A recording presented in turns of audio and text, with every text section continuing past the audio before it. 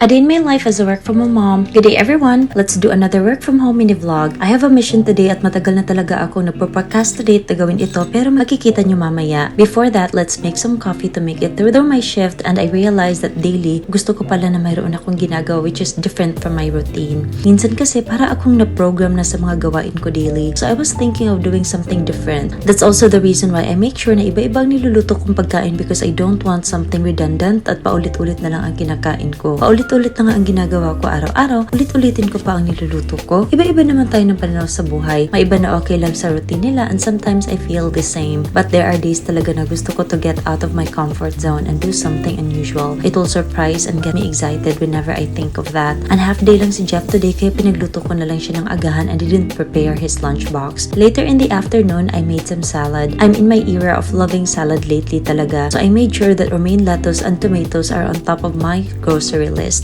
Not to mention the chicken breast because we need that protein in our body at kinukuha ko na lang ang balat.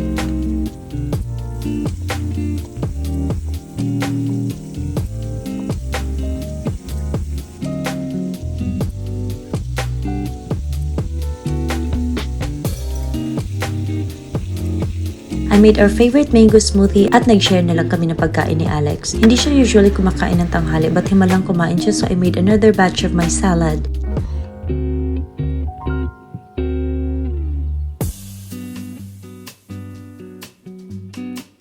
And ayun na nga, I mentioned earlier na may mission ako and that's to declutter my the storage ng sofa ko. Nabili ko nga pala itong sofa sa Mandawi Foam and I trust that brand when it comes to sofa dahil sturdy naman ito at marami rin sila mga designs. Pero look at that. This is Jeff's storage space sa mga gamit niya sa school. Matagal ko na itong hindi nabigyan ng pansin but you look and don't judge na lang.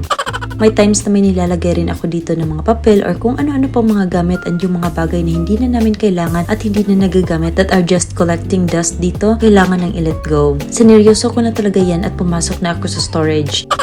At ayun si Cookie nag-contribute na ng clutter dito. Gilaksi-laksi na si Snoopy at ayaw paawat. Kapag inawat siya ay mugara manon, oy. Pag pinagalitan pa yan, nakikinig lang yan. Pero alam talaga niya na spoiled siya. I've gathered the things that I needed to throw away and arranged the ones that I still wanted to keep. Mga art materials ni Jeff, may mga old notes si Jeff dito from his previous grade pa. Yung mga bola naman niya nasa ibang lagayan. Wala na siya sa panahon na nagko-collect ng toy cars kasi malaki na daw siya. Kaya limited na lang ang kanyang mga laruan at pinamigay na namin.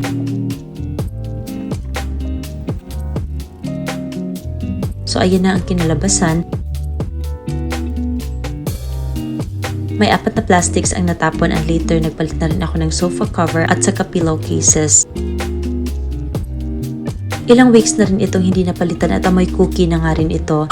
And then I just needed to refresh my sala at maaliwalas ng tingnan knowing natanggal na ang mga unnecessary stuff sa loob ng sofa at napalitan na ang mga covers.